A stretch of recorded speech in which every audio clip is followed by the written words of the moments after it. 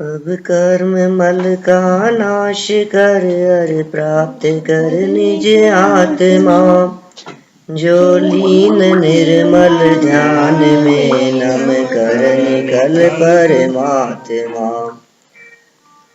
जो सब नाश कर घन घाति, हरि अरिहंत पद को पा लिया।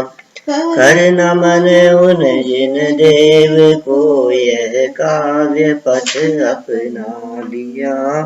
यह काव्य पथ अपना लिया। योगेंदु देव द्वारा रचित यह योगसार नामक ग्रंथ है। लगभग 1300-1400 वर्ष पहले इस ग्रंथ की रचना हुई भारत भूमि पर। बहुत आध्यात्मिक ग्रंथ है। इसकी एक एक गाथा परम अध्यात्म को लिए हुए है। समय सार ग्रंथ से किसी भी रूप में कम नहीं है इसकी विषय वस्तु। मैं तो ये कह सकता हूं कि समय सार से 2 कदम आगे ही है, क्योंकि इसकी मूल गाथाओं में तो डायरेक्ट आत्मा के लिए परमात्मा शब्द का प्रयोग किया है आत्मा परमात्मा, और परमात्मा ही आत्मा। आगे 20-21 नंबर के आसपास की गाथा है, 22-23। तो उन गाथाओं में ऐसा कहा है कि ये आत्मा ही परमात्मा है और परमात्मा ही आत्मा है। यह जानकर हे योगी जन कोई विकल्प करो नहीं। ऐसा जान करके हे योगियों किसी भी प्रकार का कोई विकल्प नहीं करो। पद्यानुवाद इसका डॉक्टर हुकमचंद जी भारेल द्वारा किया गया है। बहुत सुंदर हिंदी पद्यानुवाद है, और प्राकृत की गाथाएं भी वैसे तो सरल है, लेकिन यदि हिंदी पद्यानुवाद हम पढ़ें तो वो तो इतना सरल है कि गाथा का अर्थ करने की जरूरत ही महसूस नहीं होती। आप देखिए, जो गाथा मैंने बोली है उसका अर्थ करने की जरूरत नहीं है आत्मा परमात्मा, परमात्मा ही आत्मा। हे योगी जन यह जानकर कोई विकल्प करो नहीं। ऐसी इतनी गाथाएं हैं, अनगिनत गाथाएं हैं इसमें। मैंने 91 में जब इसका पद्यानुवाद हुआ था तब इसका पद्यानुवाद याद किया था, 91-92। तो तब से याद है, अभी भी याद है उसका पद्यानुवाद। बहुत सी गाथाएं ऐसी याद आती है, जैसे 17 नंबर गाथा में प्रयोग किया, निज आत्मा जाने नहीं, अर पुण्य ही करता रहे। तो सिद्ध सुख पावे नहीं, संसार में फिरता रहे। अब बोलो, कितनी सटीक बात कह दी, बिल्कुल स्पष्ट शब्दों में। अब इसके कोई अर्थ की जरूरत नहीं। अपने आत्मा को जाने नहीं और सिर्फ पुण्य पुण्य पुण्य करता रहे तो क्या होगा? सिद्ध पद पावे नहीं और संसार में फिरता रहे। सिद्ध सुख की प्राप्ति नहीं होगी। अनादिकाल से यही तो कर रहा है ये जीव। माने धर्म के नाम पर पुण्य में आकर अटक गया। धर्म करना है और ऐसे लगता है कि मैं धर्म कर रहा हूं, हो रहा है, धर्म हो रहा है। रोजाना सुनता हूँ, रोजाना मंदिर जाता हूँ, स्वाध्याय करता हूँ, पूजन करता हूँ, समझता हूँ मैं, तो इससे ज्यादा और धर्म क्या होगा? और ज्यादा कुछ कहो तो कहो, और क्या जान लोगे क्या हमारी? इतना तो करते। इससे ज्यादा और क्या करेंगे बताओ? तो इतना तो करते हैं। तो देखिए, आप मूल गाथा से ही अपन बात करते हैं, मंगलाचरण के छंद से ही कैसी बातें की। पुण्य पाप के एकत्वपन की चर्चा भी इसमें काफी की गई है। आगे की बहुत गाथाएं हैं ऐसी, बीच बीच में अपन कोशिश करेंगे कि मैक्सिमम गाथाएं अपन पढ़ें और मूल ग्रंथ से जो है उसमें क्या कहना चाहते हैं योगेंद्र देव, उसका मर्म अपन समझें। पहली गाथा है, सब कर्म मल का नाश कर।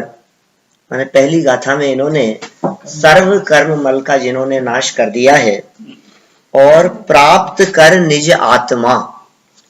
जब सारे कर्म मल का नाश किया तो मिला क्या उनको? जैसे शत्रुओं का नाश किया तो शत्रुओं का नाश करके क्या मिला? कि राज्य मिल गया, शत्रु पर विजय प्राप्त करी और उसका राज्य अपना हो गया। आपने सारे कर्म मल को नाशा तो कुछ मिला के नहीं मिला कि हाँ अपना आत्मा मिला, आत्म साम्राज्य की प्राप्ति हुई। टोडरमल जी के शब्दों में कहें तो जाते मिले समाज सब, पावे निज पद राज, अपने पद रूपी राज्य की प्राप्ति हो गई।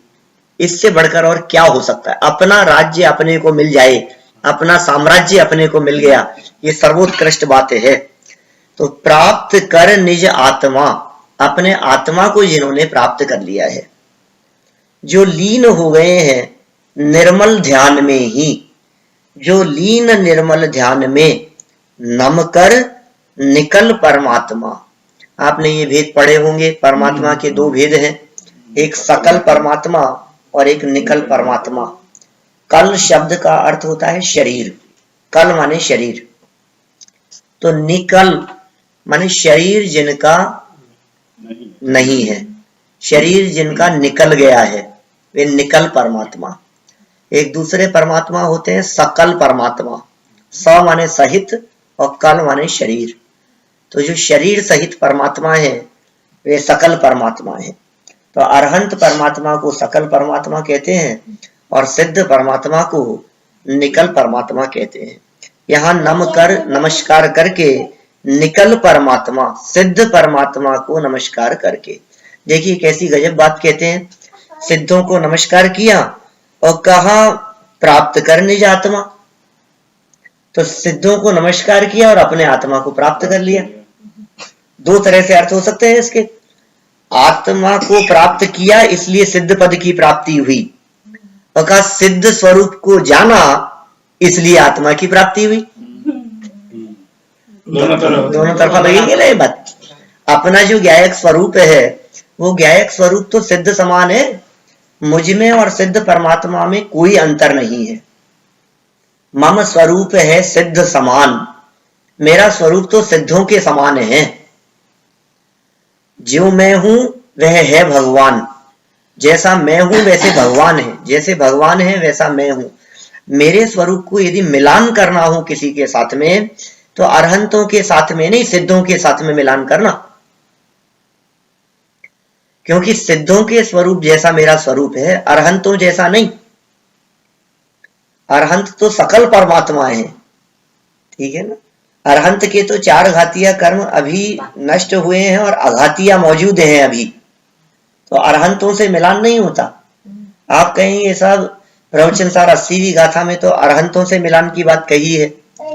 जो जान दी अरहंतम दव्वत गुणत पज्जय तेहिम, सो जान दी अपाणम मोहो कलुजादि तत्सलयम। द्रव्य गुण पर्याय से जो जानते अरहंत को वे जानते निज आत्मा। वहां अरहंतों की चर्चा की है, कहा भैया भले ही अरहंतों की चर्चा की हो लेकिन तेरा स्वरूप तो सिद्धों जैसा है। सारे कर्म मल का जिसने नाश कर दिया है, यह सारे कर्म मल का नाश कब होता है? जब नम कर निकल परमात्मा, सिद्ध परमात्मा को जब ये नमस्कार करता है। और सिद्धों के नमस्कार की विधि समय सार की पहली गाथा में गई। सिद्धों का नमस्कार किस तरह होता है? वंदित सब सिद्धे, सब सिद्धों को नमस्कार। ये कैसे होता है सब सिद्धों को नमस्कार? कि सिद्ध स्वरूपी अपने ज्ञायक की तरफ उपयोग का झुकान हो तो सिद्धों को नमस्कार हुआ, ये कहने में आता है। नहीं तो तुमने सिद्ध स्वरूप को जाना ही नहीं तो सिद्धों को नमस्कार कैसे होगा? जिनके स्वरूप को समझा नहीं उनको नमस्कार नहीं होता है। सिद्धों के स्वरूप को जाने बिना सिद्धों को नमस्कार संभव नहीं है। तो सिद्धों का स्वरूप कैसा है ये एक बार हमारे ख्याल में आया और पता लगा कि अरे जैसा इनका स्वरूप है वैसा ही स्वरूप तो यहाँ देह देवालय में विराजमान है। आगे बहुत इस तरह की गाथाएं कही।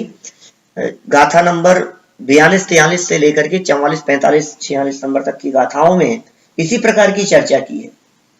लोग कहते हैं भगवान कहाँ हैं?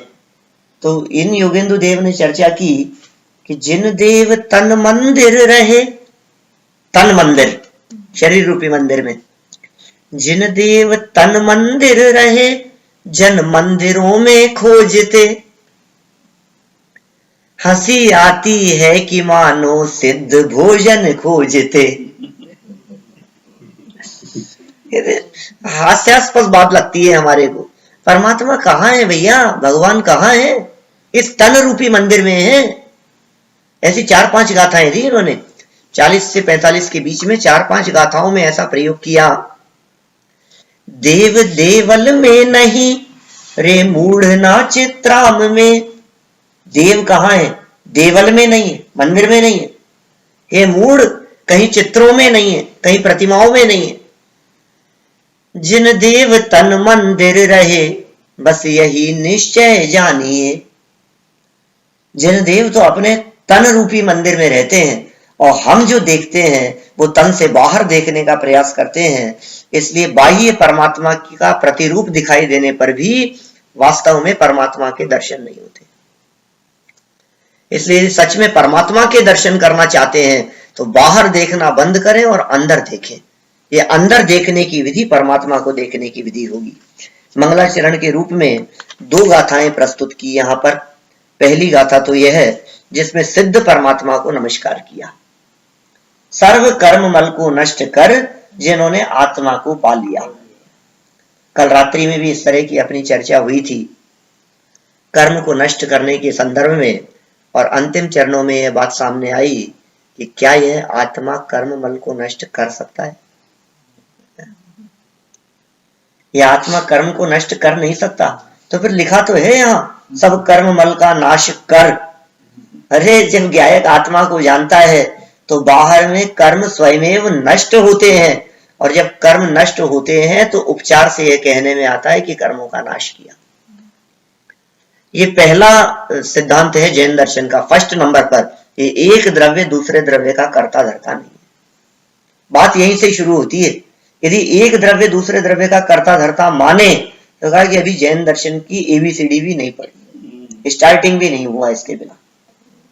सबसे पहले इस बात का श्रद्धान करना कि एक द्रव्य दूसरे द्रव्य को छूता नहीं, एक द्रव्य दूसरे द्रव्य का कर्ता धर्ता नहीं, एक द्रव्य का दूसरे द्रव्य से किसी प्रकार का कोई संबंध नहीं। नास्ति सर्वोपि संबंध है। मैं हूं अपने में स्वयं पूर्ण, पर की मुझ में कुछ गंध नहीं। पर की गंध मात्र भी नहीं है, पर से किसी प्रकार का मेरा कोई संबंध नहीं है।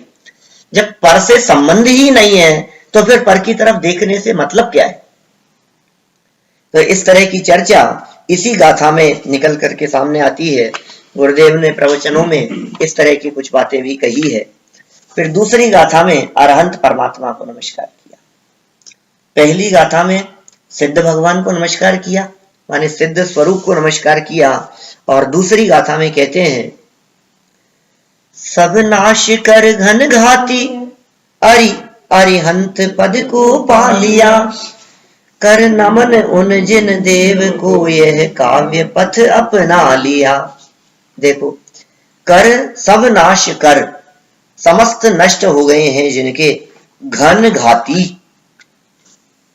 अरि मतलब शत्रु, तो सारे घातिया कर्म रूपी शत्रु जिनके नष्ट हो गए हैं, ऐसे कौन है? अरहंत परमात्मा। भक्ति में बोलते हैं हम लोग इस तरह की बात, चार घाती कर्म नाशे ऐसे अरिहंत हैं, बोलते हैं कभी भक्ति। अनंत चतुष्टयधारी श्री भगवंत हैं, मैं अरिहंत देव की शरण आ गया। मैं महापुण्य उदय से जिन धर्म पा गया। तो क्या कहा? चार घाती कर्म नाशे ऐसे अरिहंत हैं। ये अरहंत परमात्मा चार घातिया कर्मों का जिनके नाश हो गया है। कर नमन उन जिन देव को, ऐसे जिन देव को नमस्कार किया। गुरुदेव ने यहाँ ये चर्चा करते हुए ऐसा कहा, घातिया कर्मों का नाश कर देने वाले अरहंत परमात्मा का सद्भाव वर्तमान इस भरत क्षेत्र पंचम काल में नहीं है। भरत क्षेत्र पंचम काल में यहाँ साक्षात अरहंत परमात्मा का विरह है। तो ऐसा प्रतीत होता है कि मानो साक्षात महाविदेह में विराजमान सीमंदर परमात्मा जो साक्षात अरहंत परमात्मा हैं, उन अरहंत परमात्मा को इन्होंने यहाँ नमस्कार किया। लाखों अरहंत परमात्मा जो वर्तमान में अरहंत अवस्था रूप से विराजमान है, जो समूह शरण सहित विराजमान है, ऐसे विद्यमान 20 तीर्थंकर परमात्मा, उन परमात्मा को यहाँ नमस्कार किया और उनको नमस्कार करके कहते हैं यह काव्य पथ अपना लिया। यहां से इन्होंने बात शुरू की। और देखिए अंतिम छंद को यदि हम देखें इस योगसार ग्रंथ के, यहाँ तो मंगलाचरण किया, योगसार का अंतिम छंद, अंतिम गाथा 108 नंबर की गाथा, उस गाथा में ये कहते हैं कि मैं तो ये जो चर्चा की है मैंने, ये सब अपने आप को संबोधन करने के लिए की है। ये एक मन से रचे दोहे स्वयं को संबोधने। अंतिम गाथा में ऐसा योगेंदु देव ने स्वयं अपना नाम लेकर के इस प्रकार की गाथा लिखी उन्होंने। योगेंदु देव कहते हैं स्वयं कि मैंने ये जितने दोहे रचे हैं ये किसी और के लिए नहीं है, ये सिर्फ अपने लिए हैं। इसका मतलब योगसार ग्रंथ किसी दूसरे को समझाने के लिए नहीं है, ये तो स्वयं समझने के लिए है, या कह सकते हैं स्वयं में समा जाने के लिए है। समझना और समा जाना ये दो शब्द हैं। तो पहले समझो और फिर समा जाओ अपने में। समझेंगे तो समाएंगे, इसलिए आत्मा के स्वरूप को समझो और आत्मा में ही समझ जाओ। बस जैन धर्म आत्मा को समझने से शुरू होता है और आत्मा में समा जाने पे समा, बस इतना ही है जैन धर्म, और कुछ नहीं है। अपने से ही शुरुआत है और अपने पे ही समापन है। धर्म की शुरुआत कहां से? कि अपने को जानने से, और धर्म की पूर्णता कहां? कि अपने में समा जाने से। यही तो धर्म की शुरुआत और धर्म की पूर्णता है। चौथा गुणस्थान अपने में अपनापन, और सिद्ध दशा अपने में पूर्ण लीनता। अपने में अपनापन से धर्म की शुरुआत हुई, चौथे गुणस्थान से सम्यक दर्शन की प्राप्ति हुई, और यहां से आगे बढ़ते चले गए। अपने को जानना, समझना, ठीक है, अपने में ही समा जाना, यही तो हुआ सब। अरहंत दशा प्राप्त करने का उपाय क्या है? सिद्ध दशा को प्राप्त करने का उपाय क्या है? बस अपने से ही शुरू होता है। तो ये योगेंद्र देव भी कहते हैं किसी और के लिए नहीं है, ये पूरी चर्चा अपने लिए ही है। अपने आप को संबोधन कर रहे हैं यहाँ पर कि हे जीव तू कहाँ है, देख तो सही एक बार। तो ये स्वयं को संबोधन करने के लिए ये काव्य रूपी पथ जो इन्होंने अपना लिया है। देखिए ग्रंथ कहने का निमित्त और प्रयोजन क्या है। तीसरे नंबर की गाथा, ये ग्रंथ क्यों कहते हैं, इसका निमित्त क्या है, ये चर्चा क्यों की गई है? मोक्ष की अभिलाष और भयभीत है संसार से, है समर्पित यह देश ना उन भव्य जीवों के लिए। बोलो किसके लिए है योगसार ग्रंथ? है मोक्ष की अभिलाष। सबसे पहले तो मोक्ष की इच्छा है, मुझे मुक्त होना है, और संसार से भयभीत है। आपको लगता है ऐसा कि हमें मुक्त होना है? आपको लगता है ऐसा कि मुक्ति की प्राप्ति करनी है? हमारी ये इच्छा है। सबसे पहले ये डिसाइड करो कि आपको जाना कहाँ है, आपकी मंजिल क्या है। क्योंकि जब तक हमारी मंजिल, लक्ष्य, गोल डिसाइड नहीं होगा, तब तक आप किधर जा रहे हैं आपको ही पता नहीं है। आप सोच लो, दुनिया में मैं जब लोगों से बात करता हूं कि भाई साहब क्या आपका लक्ष्य है? कुछ नहीं, लाइफ कैसी चल रही? चल रही है साहब, कट रही है, काट रहे हैं साहब, गुजर रही है निकल रही है। मतलब ऐसे ऐसे जवाब मिलते हैं सामने से। तो इसका मतलब क्या, ये लाइफ गुजरने के लिए, गुजारने के लिए, काटने के लिए? ये हमें मनुष्य जीवन इसी के लिए मिला है कि बस बीत रही है, बिता रहे हैं बस? भाई साहब ऐसे वाक्य आते हैं, कई बार सुनते हैं अपन कि ये लाइफ तो समझ लो आप आइसक्रीम की तरह है, टेस्ट करो या नहीं करो, करो तो भी पिघल रही है और नहीं करो तो भी पिघल रही है, बीत रही है। अब अच्छा ये है कि इसको टेस्ट कर लो तो आनंद लोगे, और नहीं करोगे तो पिघल तो रही है। तो टाइम तो बीत रहा है, लाइफ तो पूरी हो रही है, हमारी खत्म हो रही है। एक एक क्षण अंजुलि जल सम जवानी क्षीण होती जा रही, प्रत्येक पल जर जर जरा नजदीक आती जा रही। काल की काली घटा प्रत्येक पल मंडरा रही, किंतु किंतु पल पल विषय तृष्णा तरुण होती जा रही, तरुण होती जा रही। योगेंद्र देव ने भी 49 नंबर गाथा में ऐसा लिखा इसी ग्रंथ में। ये क्या कहते हैं? आयु गले मन ना गले, ना गले आशा जीव की।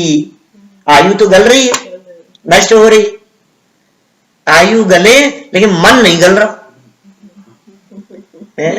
आयु गले मन ना गले, ना गले आशा जीव की, मोह स्फुरे और हित ना स्फुरे, यह दुर्गति इस जीव की। ऐसी दुर्गति है।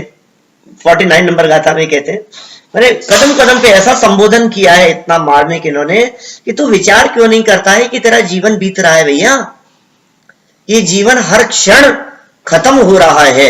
यदि तुझे भय लगता है, भयभीत है संसार से, यदि तुझे चतुर्गति से डर लगता है, यदि तुझे संसार से भय लगता है। अभी मैं 1 वीक पहले, 2 वीक पहले एडमंटन था और मुझे वहां मालूम चला कि आसपास में इतनी आग लग रही है, इतनी आग लग रही है, हजारों लोगों के मकान खाली हो गए, लाखों लोग बेघर हो गए। मिलियनर्स, अच्छे मतलब समझो आप, जिनके पास बहुत पैसा है, और ऐसे युवा लोग, सामने जो लोग बैठते थे वो कहते थे कि वो लोग अपने आप को ऐसा समझते थे कि हमने बहुत गजब कर दिया, कमाल किया है, इस युवा अवस्था में इतना पैसा कमाया है, हजारों लाखों डॉलर हमने कमाए हैं, माने बहुत जबरदस्त काम हो गया, इतना अपने आप को समझते थे। और आज कुछ नहीं है, सब राख हो गया हजारों लाखों लोगों के साथ में। तो ये तुझे डर नहीं लगता है इस चीज को देख करके? संसार की इन बातों को देख करके तुझे घबराहट नहीं होती कि आज सब कुछ है और कल सब कुछ खत्म हो गया? हमें ऐसा अंदर से फील नहीं होता है? यदि भयभीत है, ये तो इन्होंने ऑप्शन कहा है कि भैया तुम आगे पढ़ने वाले हो तो पहले ही देख लेना, यदि तुम्हें डर लगता हो तो पढ़ना, और नहीं लगता हो तो तुम्हारे लिए नहीं है ये बात। ये बात उन लोगों के लिए जिनको संसार से डर लगता हो, ये बात उन लोगों के लिए जिन्होंने मोक्ष की इच्छा हो, ये बात उनके लिए जो आत्म कल्याण करना चाहते हो, जो उनके लिए है जो पंचेंद्रिय विषय भोगों से हटकर अपने आत्मा के अतीन्द्रिय आनंद रस का पान करना चाहते हैं, उनके लिए है ये चर्चा। है मोक्ष की अभिलाष, मोक्ष की इच्छा, मुक्ति की इच्छा। माने संसार रहते हुए हमारे को जंजाल लगता है, हमें बेचैनी लगती है, हमें तड़प लगती है, हमें लगता है यार सब कुछ है, सुविधाएं हैं, लेकिन चैन नहीं है, सुख नहीं है। क्या बात है, आनंद नहीं है। सब तरह की सुविधाएं मिल रही है, सब तरह का आराम मिल रहा है, लौकिक सुख सुविधाएं, पंचेंद्रिय विषय भोग सब कुछ होते हुए भी, लेकिन अंदर में यदि बेचैनी दिखती है, अंदर में यदि कहीं ना कहीं ऐसा लगता है कुछ कमी है, कुछ खटकता है। राजा महाराजा चक्रवर्ती सम्राट ऐसा ही तो हुआ करता था उनके जीवन में। सोचिए आप क्या करते थे वे। ये लगता था बिल्कुल कि सारे राज्य में सब तरह की सुख सुविधाएं होने पर भी, नौकर चाकर हैं, सिपाही हैं, सेवक हैं, धन संपत्ति वैभव की कुछ कमी नहीं है, लेकिन अंदर से कुछ अधूरापन लग रहा है। परिणामों में ऐसा लग रहा है कि वो सुख नहीं है, शांति नहीं है। तो क्या करें अब बोलो ऐसी स्थिति में कि मैं हूं अपने में स्वयं पूर्ण। वहां देख,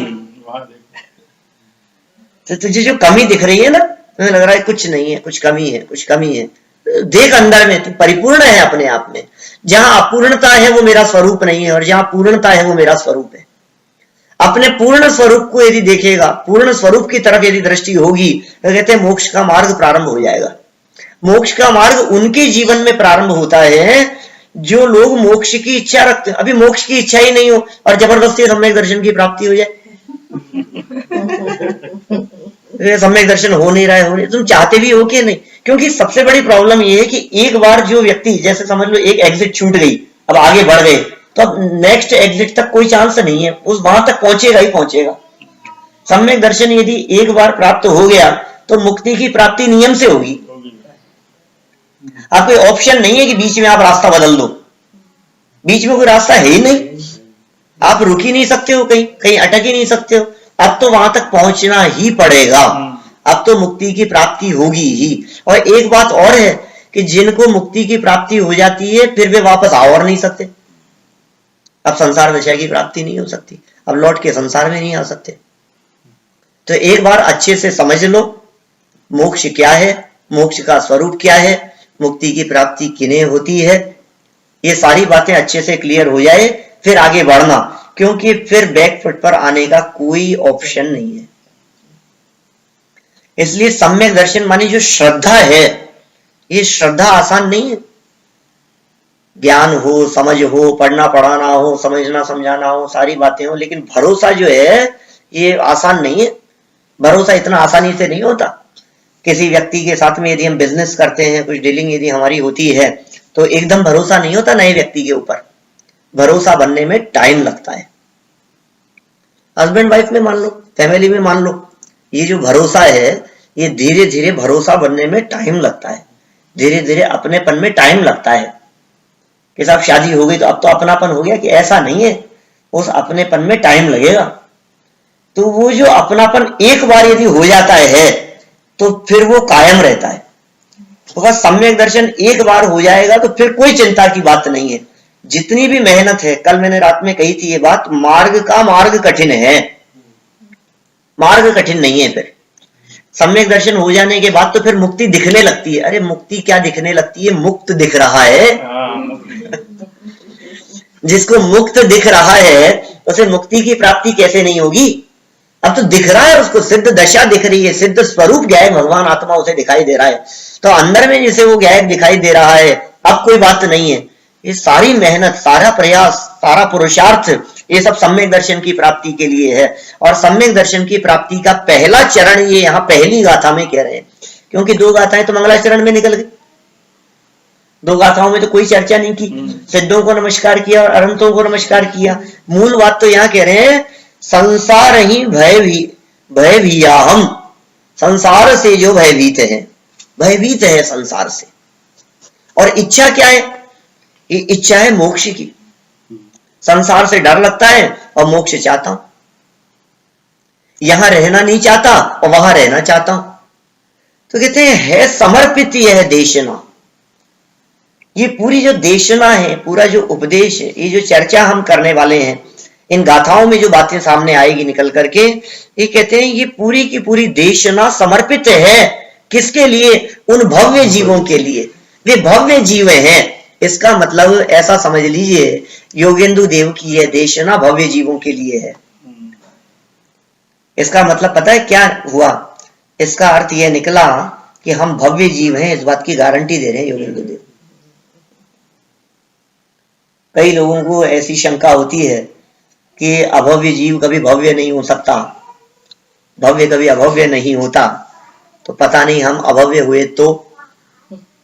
लोगों को ऐसी शंका होती है। तो ये कह रहे हैं यहाँ योगेंदु देव, ये तेरे भव्यत्व का लक्षण है। ये देशना है ही भव्य जीवों के लिए। इसका मतलब यह देशना सुनने वाला जो भी जीव होगा वो नियम से भव्य होगा।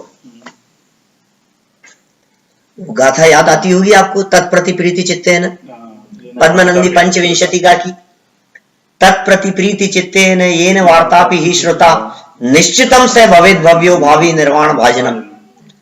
जिस व्यक्ति ने इस तत्व की चर्चा को एक समय मात्र के लिए भी, अल्प काल के लिए भी अत्यंत प्रीति पूर्वक, रुचि पूर्वक, उत्साह पूर्वक सुना हो, निश्चितम स भवेत भव्यो, वो भव्य ही होता है। और पता है कैसा भव्य, एक बात और कह दी, भावी निर्वाण भाजनम। क्या अल्प काल में निर्वाण को प्राप्त करने वाला।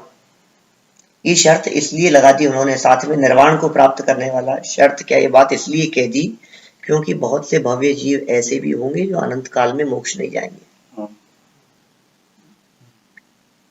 पता है आपको, अनंत भव्य जीव ऐसे होंगे जो कभी मोक्ष नहीं जाएंगे।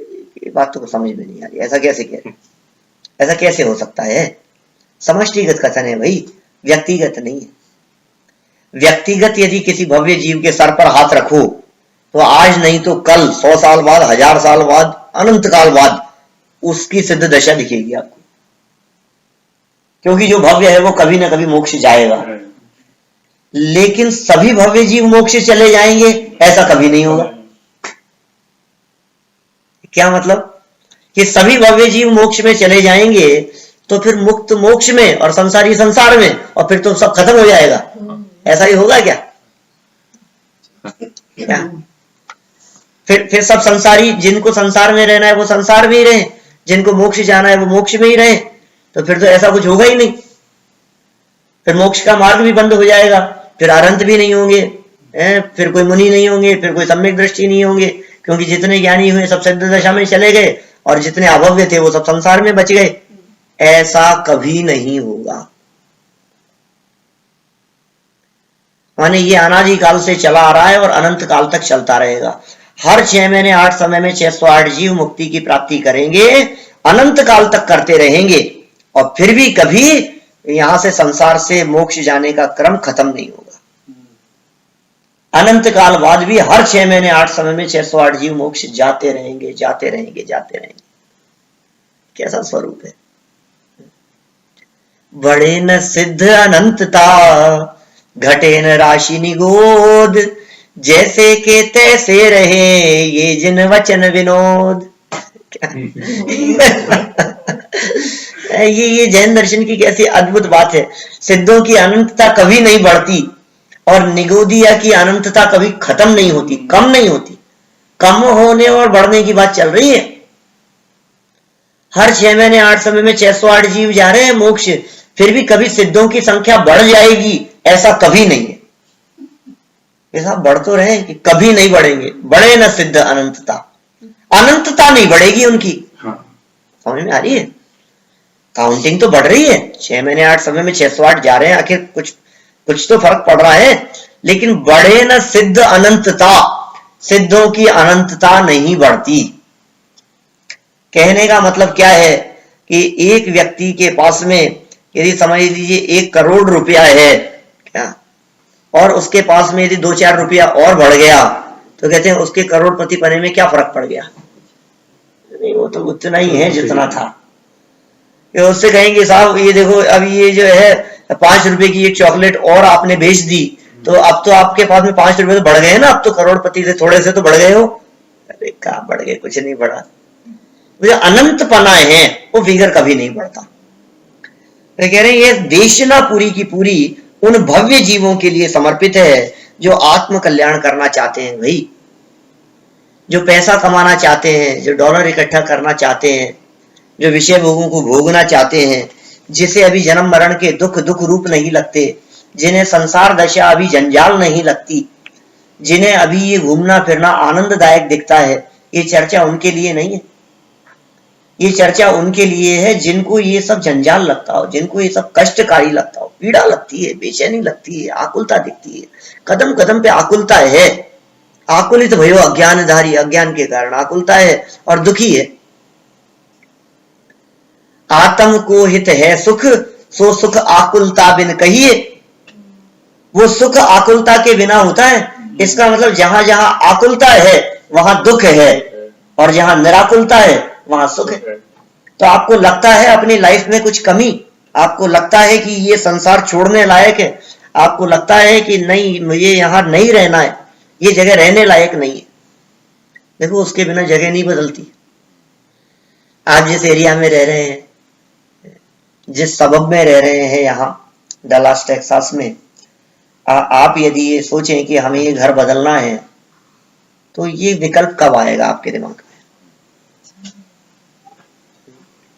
जब आपको लगता है कि मैं यहाँ नहीं रह सकता, अब तो नहीं रहना, बस मुझे यहाँ पर कुछ भी हो जाए, ये जगह अच्छी नहीं है, यहाँ मुझे नहीं रहना, और वो जगह बहुत अच्छी है उस एरिया में, वहां स्वाध्याय होता है, वहां सभा चलती है, वहां अच्छा माहौल है, मुझे तो उस जगह पर रहना है। ये बात अंदर में जब चलने लगती है तो एक समय ऐसा आता है कि वो घर छोड़ करके घर बदल लेता है।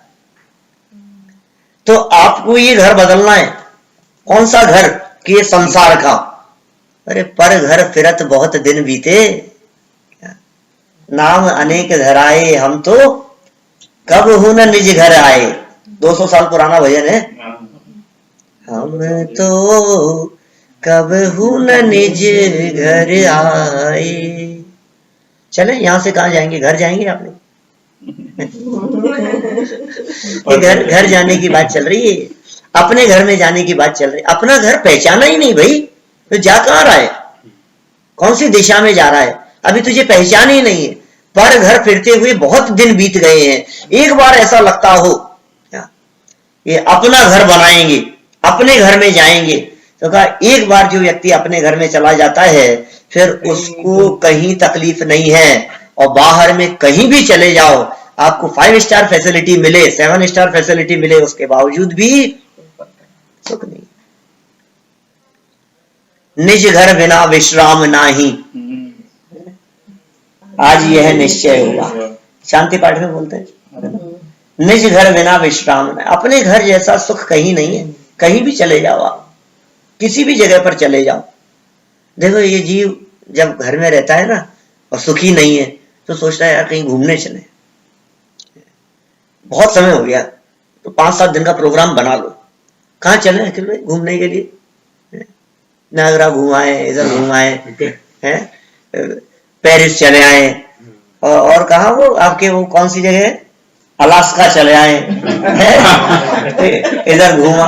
देखो क्या लगता है थोड़े दिन के लिए घूमने चलो, क्या के लिए जा रहा है भैया? कि सुखी होने के लिए। और वहां जाता है, कुछ दिन रुकता है तो फिर लगता है घर की याद आने लगती है। फिर क्या हुआ, अब तुझे सुख लग रहा था ना, सुख के लिए आया था ना यहाँ पर, अब तुझे ये क्यों लग रहा है कि यार अब तो बहुत दिन हो गए, अब तो चलो घर। माने इसको शांति नहीं मिलती कहीं भी, इसको सुख नहीं मिल रहा है, बाहर में सुख तलाश रहा है। और कहां सुख तलाश रहा है? ये सैनी पंचेंद्रिय होकर के एक इंद्रियों में सुख तलाश रहा है। पानी, पेड़, पहाड़, जहां जहां सुख के लिए दौड़ता है ये, वो कौन सी जगह तलाशता है? समुद्र किनारे कहा, कौन सी जगह पे? पानी के पास क्या, या फिर जंगल में चले जाओ, कहीं इधर उधर घूमने के लिए जाओ तो जंगल में चला जाता है, हरियाली हो, ग्रीनरी हो, गार्डन हो, पार्क हो, मिलेनियम पार्क शिकागो में, तो ऐसा लगता है पार्क में चले जाओ, कहाँ ग्रीनरी में, एक इंद्रिय है, पेड़ भी। या फिर हिल स्टेशन पर चले जाओ, पहाड़, वो पृथ्वी का ही है,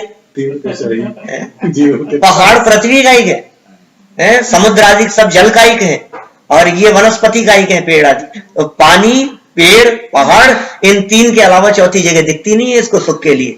स्वयं सैनी पंचेंद्रिय और सुख तलाशता है एक इंद्रिय दशा में। तो खबर ही नहीं है कहाँ जा रहा है तू, कहाँ जाना चाह रहा है भैया, तेरा रास्ता कहाँ है, तेरी मंजिल कहाँ है?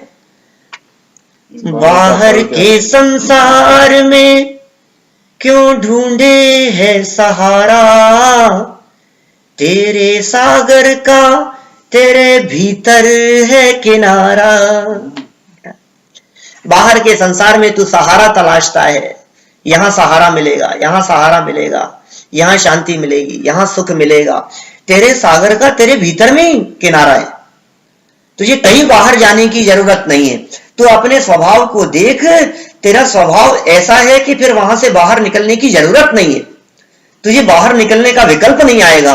और यदि कदाचित उपयोग बाहर में जाएगा तो तेरे स्वरूप में वापस जाने के लिए लालायित रहेगा। एक बार तू स्वाद को चख तो सही, एक बार तू उस अतीन्द्रिय आनंद का रस तो ले। जिसे उस अतीन्द्रिय आनंद का रस एक बार आता है फिर उसे बाहर में रस नहीं आता है। रस नीरस हो जात तत्क्षण अक्ष विषय न सुहावे, जब निज आत्म अनुभव आवे, जब निज आत्म अनुभव आवे। तो कैसा अनुभव होता होगा, कैसा विलक्षण जाति का अनुभव होता होगा, जिस आनंद को प्राप्त करके महल छूट जाते, राजपाट छूट जाते, जंगल का रास्ता अपना लेते, कैसा आनंद होता होगा। हम तो विकल्प कर रहे हैं, हम सोच रहे हैं वो आनंद कैसा होगा जिस आनंद के पीछे माथे पर सिगड़ी जल रही है और उनको तकलीफ नहीं हो रही है, वो कैसा आनंद होगा। जिसको नंगे पांव रहना कष्टदायक नहीं लग रहा है, जिनको जंगलों में कांटों में रहना है, कंकड़ पत्थरों के बीच में वहां विश्राम, वहां लेटना, वो कष्टदायक नहीं लगता है। शेर आदि की जहां शरीर को छलनी कर देवे, फाड़ करके खा जावे, उन्हें कष्ट नहीं लग रहा है क्योंकि अंदर में उस आनंद का अवलंबन है। तो कैसा आनंद होता होगा, विचारने की बात है। बस आप विचार करेंगे तो आपको लगेगा कि यार मैं कहां उलझाऊं, कहां फंसाऊं। चलो, जिनको हम जान, जिनको वे त्यागे तुच्छ जान, हम उन्हें मानते हैं महान। जिनको उन्होंने तुच्छ जान करके छोड़ दिया, अब मैं उसको महान मानता हूं। कैसी स्थिति लगती है? आपको उसमें सार दिख रहा है, आपको उसमें अच्छा लग रहा है, आप सोचिए तो सही, जरा विकल्प तो कीजिए, थोड़ा सा चिंतन तो कीजिए। आपको लगेगा कि अरे जिनको उन्होंने छोड़ दिया है मैं उसको प्राप्त कर रहा हूं। आखिर उन्होंने क्यों छोड़ा, पहले उसके बारे में नक्की करो, उन्होंने क्यों छोड़ा। जिस व्यक्ति, जो मकान कोई व्यक्ति छोड़ना चाह रहा है और तो उस मकान को लेना चाह रहा है, क्यों, वो क्यों छोड़ रहा है, पहले ये तो देख। वहां पानी टपकता है, वहां पानी की समस्या है, वहां बिच्छू कंचने निकलते हैं आए दिन जमीन में से, वो क्यों छोड़ रहा है पहले पता तो कर। और तुझे लगता है कि नहीं नहीं मैं तो ये लूंगा, तो मूर्ख है तू। एक बार देख पहले वो क्यों छोड़ रहा है, उस कारण को पहचान तो सही। तो इन्होंने संसार दशा क्यों छोड़ी है? अरे मुक्ति की प्राप्ति उसके बिना नहीं हो सकती। किसके बिना? कि मोक्ष की अभिलाष अंदर में नहीं हो, संसार से भयभीत तो नहीं हो। ये पूरी की पूरी देशना उन भव्य जीवों के लिए समर्पित होती है। देखो क्या कहते हैं आगे। यदि आपको ऐसा लगता हो कि मैं संसार से भयभीत नहीं हूं, क्यों हुए संसार से भयभीत, तो इन्होंने चौथी गाथा के अंदर कहा, भैया एक बार ठीक गहराई से विचार कर, हम देशना दे रहे हैं तुझे, हम उपदेश दे रहे हैं तुझे। अनंत है संसार सागर, जीव काल अनादि है, पर सुख नहीं बस बस बस बस कह रहे हैं। इसका मतलब इसके अलावा और कुछ नहीं। पर सुख नहीं बस दुख पाया, मोह मोहित जीवने। बस दुख पाया है। ये तो कभी तो सुख मिला होगा, राजपाट में, महलों में, हेमेंद्र आदि पदों में, नौग्रेवकों में चला गया, इंद्र आदि पदों की प्राप्ति हो गई, बड़े बड़े सम्राट हो गए, मुकुटधारी हो गए, कभी तो भोग भूमियों में चले गए। मतलब भोग भूमियों के सुख चक्रवर्तियों की तुलना में अनंत गुने सुख होते। भोग चक्रवर्ती सम्राट जो है, चक्रवर्ती सम्राट कैसा होता है, क्योंकि चक्रवर्ती की चर्चा करते हैं तो हमारे दिमाग के ऊपर जाती है बात कि कैसी स्थिति है चक्रवर्ती की। अब का चक्रवर्ती के भोगों से भी अनंत गुना भोग, अनंत गुना वैभव, अनंत गुना सामग्री या अनंत गुना इंद्रियजन्य सुख वो भोग भूमिया जीवों क्यों होता है, अनंत बार भोग भूमिया बनाए। आपको लगेगा अभी तो ज्यादा हो गई, ऐसा तो नहीं हो सकता। ऐसा नहीं, मैं शास्त्र की बात कहता हूं भाई, मूल गाथा कहता हूं। मैंने तो काल चक्र के अंदर इसको कोट किया, इस गाथा को, नेमी चंद्राचार्य की गाथा है, जिसमें उन्होंने लिखा चक्रवर्तियों से अनंत गुना सुख भोग भूमिया जीव भोगते, इंद्रिय जन्य। फिर जब उसके कारण के बारे में विचार किया तो पता लगा चक्रवर्ती को तो कर्म भूमि है, क्या कर्म करना पड़ता है, अब भोग भूमि है जीवों को कुछ नहीं करना पड़ता। चक्रवर्ती को तो भागदौड़ करनी पड़ेगी, मेहनत करनी पड़ेगी, राजपाट का संचालन करना पड़ेगा, संभालना पड़ेगा, व्यवस्थाएं देखनी पड़ेगी, आदेश देना पड़ेगा, फिर वो रसोईया भोजन बनाएगा, फिर ऐसा, मतलब उसके तो बहुत जंजाल है उसके दिमाग में। तो कर्म भूमि। अब भोग भूमि है जीवों को तो जो चाहो वो मिलता है कल्प वृक्षों से, उन्हें कमाना नहीं पड़ता, उन्हें बनाना नहीं पड़ता, तो बना बनाया मिलता है। तो हम अनंत बार वहां भोग भूमि के अंदर गए भी, अनंत है संसार सागर। ये भी अभी थोड़ी ना शुरू हुई हमारी लाइफ, कब से चल रही है, अनंत काल से चल रही है। कितना, मैं कहता हूं इन गाथाओं को पढ़ें अपन, पद्यानुवाद पाठ करें कभी कभी। योगसार पद्यानुवाद की छोटी सी बुक है, गुटका है, तो कभी कभी पाठ करें उसका, पूरा 20 से 25 मिनट लगेंगे उसका पाठ होने में। तो कभी उसका पूरे का पाठ करें तो पूरी विषय वस्तु का पता लगेगा, क्या गाथाएं हैं, क्या मर्म है, कितनी मार्मिक बात कही है, मजा आता है उसमें। कभी शिविर में कर सकते हैं वहां 15-20 मिनट ऐसा पाठ, जाना शिविर में भी कर सकते हैं। छोटे गुटका सबके हाथ में हो और सब उसका सिर्फ पद्यानुवाद का पाठ कर रहे हैं, सब बोल रहे हैं उसको, तो पूरी विषय वस्तु ख्याल में आए, स्वरूप ख्याल में आए। अनंत है संसार सागर, संसार रूपी समुद्र अनंत है, और जीव का काल भी तो अनादि है। ये संसार तो अनंत है, लेकिन जीव बोले तू भी अनादि काल से भैया, ये पंच परावर्तन रूप संसार कब से चला आ रहा है? तेरी शुरुआत कब से है? इसके पहले कहीं और था, उसके पहले कहीं और था, उसके पहले कहीं और था, उसके पहले कहीं और था। कब से चला आ रहा है? अरे कितने दुख भुगते हैं तूने आज तक? भुगते हैं। मेरे चारों गतियों में मैंने भोग भोगे हैं, भोगे नहीं है, भुगते हैं। भोगना और भुगतना दोनों में फर्क है कि नहीं? मैं भोग नहीं रहा, भुगत रहा है। अपना काल गंवा रहा है।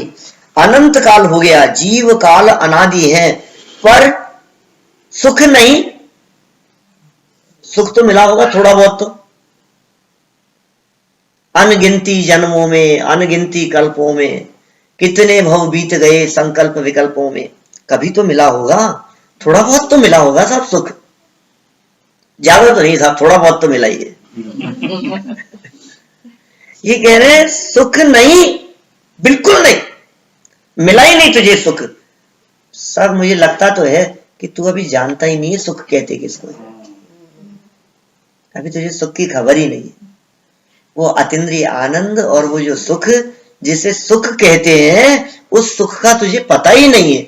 तो इस गलत फहमी में है कि मैं सुखी हो रहा हूं, तो इस गलत फहमी में है कि मजा आ रहा है। जब कभी तेरे को ऐसा लगता है ना, भोजन करके गया, मजा आ गया, आज तो क्या भोजन बना था, क्या मजा आ गया, तुझे अभी मजा किसे कहते हैं उसके पता ही नहीं।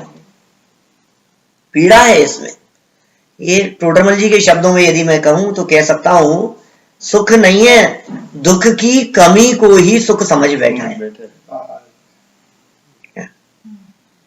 आकुलता मिटने का नाम सुख है।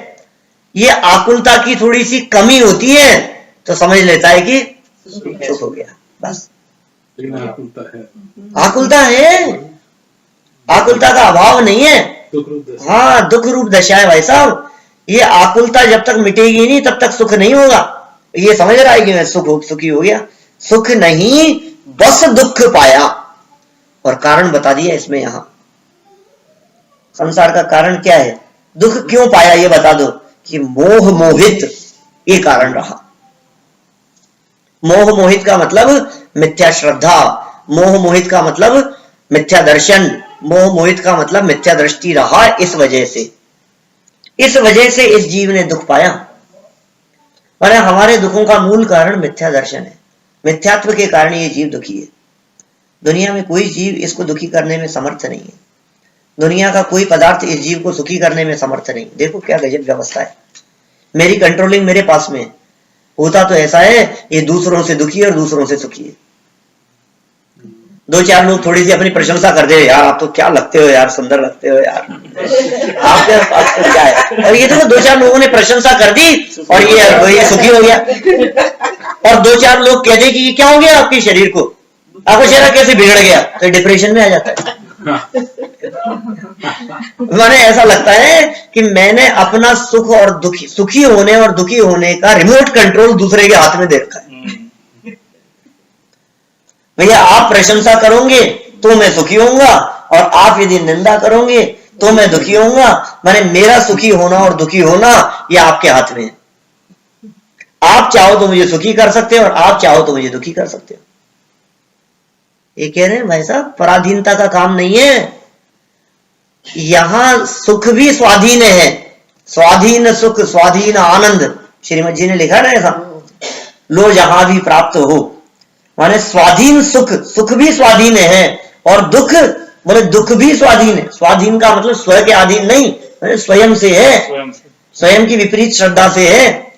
पर द्रव्य तुझे विकार कराए ऐसा तीन काल में संभव नहीं है। पर द्रव्य तुझे दुखी करे ऐसा तीन काल में हो नहीं सकता है। पर द्रव्य का तू लक्ष्य करे ये तेरी विपरीत बुद्धि है। तू स्वयं पर द्रव्य का लक्ष्य करके दुखी होता है। अपने में अपनापन करके सुखी हो सकता है तो पर में अपनापन करके दुखी हो सकता है। अब तेरे हाथ में है पर में अपनापन करना या अपने में अपनापन करना। अपने में अपनापन करेगा तो मोक्ष का मार्ग, और पर में अपनापन तो संसार मार्ग। ऐसा ही तो है। यदि अपने में अपनापन को मोक्ष मार्ग कहते हैं तो पर में अपनापन को संसार मार्ग कहते हैं। सम्यक दर्शन ज्ञान चारित्राणी मोक्ष मार्ग है तो मिथ्या दर्शन ज्ञान चारित्राणी संसार मार्ग है। संसार मार्ग की क्या परिभाषा होगी? पर द्रव्यंते भिन्न आप में रुचि सम्यक्त्व भला है, तो निज आत्म से भिन्न पर में रुचि मिथ्यात्व हो रहा है। पर से भिन्न आत्मा की रुचि वो सम्यक्त्व है, तो अपने से भिन्न पर की रुचि वो मिथ्यात्व है। बस हमारी पर की रुचि है, बोलो। जिसको पर की रुचि है उसका संसार परिभ्रमण है, जिसको अपनी रुचि है उसका मोक्ष में गमन है। अनंत है संसार सागर, जीव काल अनादि है, पर सुख नहीं बस दुख पाया। अरे साहब, कष्ट ही कष्ट पाया। घर से बाहर निकला, घूमने के लिए निकला था, हमने कहा क्यों साहब कितने सुखी हुए? अरे साहब परेशान हो गए हम तो। व्यवस्था सही नहीं थी, ठहरने की व्यवस्था सही नहीं थी, गर्मी इतनी ज्यादा थी कि हम तो बाहर ही नहीं निकल सके। घूमने के लिए गए थे और होटल में रूम में ही बैठे रहते थे, हम बाहर ही नहीं निकलते थे, इतनी गर्मी थी, क्या करें। परेशान हो गए हम, दुखी हो गए। यही कह रहे हैं, घर से बाहर निकलोगे तो दुखी दुख है, और अपने घर में आने पर जो शांति मिलती है वो शांति दुनिया में कहीं नहीं है। घर से बाहर निकलो, भोजन की समस्या, ठहरने की व्यवस्था, आवागमन की व्यवस्था, परेशानियों पे परेशानियां एक के बाद एक चलती रहती है। घर से बाहर निकलते ही ऐसा एक कहावत और संस्कृत की एक सूक्ति है, परदेश कलेश नरेशन को। बहुत प्रसिद्ध पंक्ति है, परदेश कलेश नरेशन को। नरेश माने राजा भी हो तो उसको भी परदेश में कष्ट ही कष्ट है। परदेश में तो कष्ट ही होते हैं, राजाओं को भी। राजा महाराजा सम्राट भी यदि परदेश में चला जाए, अपने राज्य को अपने घर को छोड़कर बाहर निकले तो तकलीफ ही तकलीफ है। तो कह रहे हैं तू तो अनादिकाल से घर छोड़ के बाहर निकला है, अनादिकाल से अपने घर को पहचाना नहीं है, तो दुखी पाएगा। अनादिकाल से दुखी। पंच परावर्तनों की चर्चा करो, वो लोग कदम कदम पर सब विधि संसार असारा, 9वें ग्रह तक भी चला गया तो दुख, अहमिंद्र अवस्थाओं की प्राप्ति कर ली तो भी दुख, थोड़ी बहुत प्रतिकूलताओं की कमी होती है, अनुकूलताएं मिलती है, ये हर्षित हो जाता है, ऐसे लगता है कि दुख कम हो गया, ये तो सही है, ये तो अच्छा है, ये तो अच्छा लग रहा है। फिर जो अच्छा लग रहा है फिर थोड़ी देर बाद में उसमें ही कष्ट लगने लग जाता है। बोलो, मैं तो कभी कभी ऐसा कहता हूं, जिस पोजीशन में आप बैठे हैं इसमें सुख लगता है कि नहीं? अवस्था बदलना इस बात का सूचक है कि दुखी है। अवस्था का बदलना, आप ऐसे बैठे हैं, आप ऐसे झुके, इसका मतलब वो पहले वाली जो पोजीशन थी ना उसमें सुख नहीं था। आप कभी ऐसे हो जाता है, कभी पैर मोड़ देता है, कभी नीचे लटका लेता है, कभी लेट जाता है, कभी बैठा रहता है। क्यों क्यों कर रहा है भैया? ये बता कि पिछली पोजीशन में सुख नहीं था। अच्छा, मैं ये कह रहा हूं, अभी आराम से पीछे इसके सरहाना लगा करके अपन बैठ गए, आराम मिला कि नहीं? कि हाँ साहब आराम मिल रहा है। तो आराम मिल रहा है तो अब आराम में ही रहना। जिसमें आराम मिल रहा है तो उसी में रहो ना। थोड़ी देर बाद में वो कष्टदायक लगने लगता है, थोड़ी देर में उसमें पीड़ा लगने लगती है। तो ये कह रहे हैं यहाँ पर योगेंदु देव, ऐसा कह रहे हैं, इसका मतलब तुझे वो सुख नहीं मिल रहा था, तुझे भ्रम हो गया था कि मैं सुखी हो गया। उस पोजीशन में तुझे लग रहा था कि मुझे आनंद मिल गया, ये है नहीं ना। ये निर्णय जिस जीव को हो जाए उस जीव के लिए ये देशना है, लेकिन वो सुख इस जीव को मिला नहीं है, क्योंकि ये जीव मोह मोहित रहा है अनादिकाल से। मोह से मोहित रहा है ये जीव। मोह मोहित माने मिथ्यात्व इस जीव के ऊपर हावी रहा अनादिकाल से। मिथ्यात्व हावी बना रहा, परद्रव्य में सुख मानता रहा, संयोगों में सुख मानता रहा, विषयों में सुख मानता रहा, उनकी तरफ दौड़ता रहा, और फिर क्या हुआ? सुख तो मिला नहीं, दुखी हाथ लगा। देखो, गुरुदेव ने भी इसके संदर्भ में यही बात कही है, बहुत संक्षेप में दिया है गुरुदेव ने सारे प्रकरण को। एक दिन में 5-10 गाथाएं चला दी होगी, ऐसा ही है। तो क्या कहते हैं यहाँ? चिदानंद स्वरूप की तो खबर नहीं है, अपने आनंद की तो खबर नहीं है, और संसार में दुख उठाता रहा है, भयभीत है। भव सायरु, भव सागर में यदि तुझे कष्ट लगता है, यदि तुझे भव सागर के अंदर पीड़ा लगती है, यदि तुझे ऐसा लगता है कि यार कष्ट तो बहुत है भैया यहाँ इस संसार दशा में, देखो आप इतने दुख हैं, थोड़ा सा भी यदि देखने की कोशिश करो ना गहराई से तो दुख ही दुख है। एक बार तकलीफ शुरू हो जाती है ना, घुटनों में दर्द शुरू हो गया, तो कई लोगों से ऐसा सुना है हमने, ये तो मरे ही पीछा छोड़ता है, पीछा नहीं छूटता इनसे। कमर दर्द शुरू हो गया, बैक पेन शुरू हो गया, हार्ट की प्रॉब्लम शुरू हो गई, डायबिटीज की प्रॉब्लम शुरू हो गई है, ऐसी कोई परेशानियां यदि लग गई एक बार तो फिर तो अंत समय तक कुछ नहीं है, फिर कष्ट ही कष्ट है। और कैसे कष्ट होते होंगे, मैं सोचता हूं कई बार कि जिन जीवों के जीवन में ऐसे इंद्रियजन्य कष्ट एक बार शुरू हो गए हैं, वे कैसे दुख भोगते होंगे। ये दशा होनी है कि नहीं हमारी अखिल भाई? आंखों से देखना कम होगा कि नहीं होगा, कान से सुनना बंद होगा कि नहीं, कम होगा कि नहीं, कान में मशीन लगेगी तो नहीं कम हो गया, सुनाई कम देता है, घुटनों में ऐसा दर्द है उठा बैठा नहीं जाता है। वो तकलीफ ऐसी तकलीफ होती है, हम दिमाग काम नहीं करता उस तकलीफ के बारे में। कई लोगों से सुनता हूं मैं, कान में आवाज आना शुरू हो गया, अब बात कर रहे हैं, बोल रहे हैं, लेकिन वो कंटिन्यूअस आवाज चल रही है। कैसा इरिटेशन होती है, कैसी पीड़ा होती है, नॉन स्टॉप चलती रहती है। ये दुख एक बार जो अनुभव तो कर, तो संसार दशा में तो एक इंद्रियों को देख, चार इंद्रियों को देख, पंचेंद्रियों को देख, संसार के दुखों को देख। ये कह रहे कितने दुख भोगे हैं। मैं भी पंच परावर्तन के दुखों की चर्चा नहीं करना चाहता हूं, बस थोड़ा सा एक एक सूत्र रूप में बात कह रहा हूं। आप किसी भी जीव को पकड़ ले और उसको देखें कितनी तकलीफ है, कितनी पीड़ा है। हाथी को कितनी तकलीफ है, घोड़े को कितनी तकलीफ है, नहीं वो कितने कैसे उनको मारते हैं, पीटते हैं उनको। हमने अनंत भव बिताए, अनंत काल ऐसे ही तो बिताया हमारा, और यहाँ ये मनुष्य दशा की प्राप्ति हो गई तो क्या कर लिया हमने? ये मनुष्य दशा की प्राप्ति करके भी कौन सा काम कर लिया है? अभी यदि हमने काम नहीं किया, समझ लीजिए, तो वही सारे दुख वो सब दोबारा चल रहे हैं सब।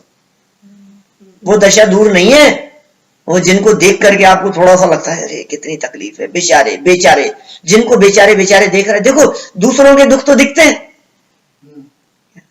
आपको ये तो दिखता है कितना अत्याचार हो रहा है उनके ऊपर। कभी कभी ऐसे वीडियो आ जाते हैं व्हाट्सएप पर, कत्ल खानों के, बूचड़ खानों के हैं, तो वो आपने कैसा लगता है, कितने दुख है भैया, कितनी तकलीफ है। उनके दुख तो दिख रहे हैं, लेकिन ये दुख मुझे ना भोगने पड़े ऐसा कोई उपाय नहीं करता। उनके दुखों का विचार करके तू पुण्य तो बांध लेता है, उनके दुखों के बारे में या उनके प्रति करुणा रख करके तुझे थोड़ा सा पुण्य तो बंध जाता है, लेकिन उनके प्रति करुणा का नाम जैन धर्म नहीं है। गायों के प्रति करुणा का नाम जैन धर्म नहीं है। गौशाला खोल लेने का नाम जैन धर्म नहीं है। उनकी रक्षा सुरक्षा के लिए किए जाने वाले उपाय का नाम जैन धर्म नहीं है। उपाय ये हो कि मुझे तिर्यंच दशा की प्राप्ति ना हो, उसका नाम जैन धर्म है। वो उपाय हो, उसका नाम है सम्यक दर्शन। तिर्यंच दशा को देखता है, उनको देखता है, उनकी तकलीफ को देख करके घबराता है, तो ये क्यों नहीं विचार करता कि ये तकलीफ मुझे नहीं हो, ये कष्ट मेरी लाइफ में नहीं हो। ये कैसे होगा? सम्यक दर्शन ही एकमात्र उपाय है, वेद विज्ञान ही एकमात्र उपाय है। जिसके जीवन में सम्यक दर्शन की प्राप्ति होती है, उसे फिर उस अवस्था की प्राप्ति। अब तिर्यंच कट गया, अब नरक कट गया। सम्यक दृष्टि जीव मर करके तिर्यंच में नहीं जाएगा, सम्यक दृष्टि जीव मर करके नरक में नहीं जाएगा, ऐसी दशा मिलेगी। तो ये भव सागर में क्यों भटकता रहा? कि मिथ्यात्व के कारण, मिथ्या श्रद्धा के कारण भटकता रहा। देखो क्या शब्द दिए, मोह मोहित जीव ने पर सुख नहीं, बस दुख पाया मोह मोहित जीव ने। मुनिव्रत धार अनंत बार ग्रेवेक उपजायो, पे निज आत्म ज्ञान बिना लेश मात्र भी सुख नहीं मिला। मुनि बन गया, ग्रेवकों में चला गया, सुख नहीं मिला, लेश मात्र भी नहीं मिला। भैया नहीं मिला कि क्या बात कर रहे हो आप? नामो निशान नहीं था वहां सुख का। ग्रेवकों में भी नामो निशान नहीं सुख का, ये बिल्कुल नहीं है। सुख नहीं बस दुख पाया। ये जो पंक्ति है ना, ये ऐसी याद रखने योग्य है, जहां जहां आपको लगे मुझे यहां मजा आ रहा है, ये देखने में मजा आ रहा है, इस मूवी में मजा आ रहा है, इस जगह पर मजा आ रहा है, इस ट्रिप में मजा आ गया, यहां घूमने में मजा आ गया, तो इस लाइन को याद रखना। योगेंद्र देव कह रहे हैं मोक्ष दशा का मार्ग उनके जीवन में प्रकट होगा जिनको ये फील होता है। क्या फील होता है? सुख नहीं, बस दुख पाया। हमें तो फील हो रहा है साहब अभी कि मेरे को तो मजा आ गया, तो कह रहे हैं ये देश ना तुम्हारे लिए नहीं है। जब तक तुझे उनमें सुख लगेगा तब तक समझ लेना कि अभी दिल्ली दूर है, यहां से तो बहुत दूर है। माने जब तक तुझे ऐसा लग रहा है, क्या तुझे ऐसा लग रहा है कि साहब सुख मिल रहा है, मजा आ रहा है सुनने में भी, माने आपको यदि ऐसा लगता है कि प्रवचन सुनने में भी मजा आता है, आपको यदि ऐसा लगता है कि शास्त्र स्वाध्याय करने में मजा आता है, तो कहते हैं हालत वही है। अभी आत्मा के आनंद को छोड़कर शास्त्र स्वाध्याय में मजा आ रहा है, तो ये मजा नहीं है, ये आकुलता की कमी है। देखो उस तर्क से इस चीज को थोड़ा सा सिद्ध करने का प्रयास करो कि आकुलता में जो दुख है, दुख आकुलता में है ना, और तेरे को यहां सुख लग रहा है, तो कहा आकुलता मिटी नहीं है, ये थोड़ी बहुत आकुलता की मंदता होती है जिनवाणी की शरण में आकर के, उसमें तुझे सुख सा अनुभव होने लगता है। तो सोच यदि ये आकुलता और कषाएं मिट जाएगी, इनका अभाव होगा, तो कैसा आनंद आएगा। अरे इस आत्मा की चर्चा करने में, ज्ञायक की चर्चा करने में ही हमारे को आनंद आता हो, तो उस ज्ञायक स्वरूप का अनुभव होगा तो कैसा अपूर्व आनंद होगा। जिसकी चर्चा ही इतनी सुंदर है तो वो कितना सुंदर होगा, उसमें कितना आनंद होगा। तो आनंददायक चर्चाएं हैं, जो चर्चाएं यहाँ योगेंद्र देव ने शुरू की है। हम धीरे धीरे कोशिश करेंगे कि मैक्सिमम गाथाओं को अपन कवर कर सकें और योगेंद्र देव की इस बात को गहराई से समझकर अपना आत्म कल्याण कर सकें। हम सभी के जीवन में वो दशाएं प्रकट हो, इसी मंगल भावना से मैं अभिप्राय निज में बसाए यह अनंत